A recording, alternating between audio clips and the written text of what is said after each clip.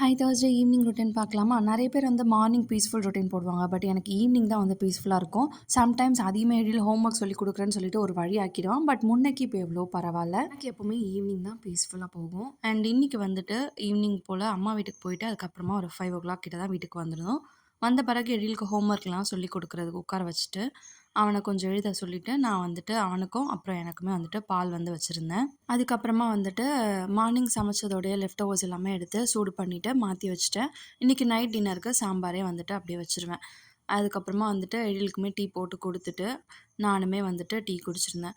இங்க வந்து பயங்கர கொசு வருது. இன்னுமே வந்துட்டு மஸ்கிட்டோ நெட்டு போடல விண்டோ அப்புறம் டோருக்குலாம். பார்க்குறதுக்கு ரொம்ப குட்டியா தான் இருக்கு. பட் கடிச்சிருச்சு அப்படின்னா நல்லா தட்ட தட்டையா வந்து வீங்கி போயிடுது. அது சரியாகிறதுக்கே 1 ஆர் 2 டேஸ் ஆயிடுது.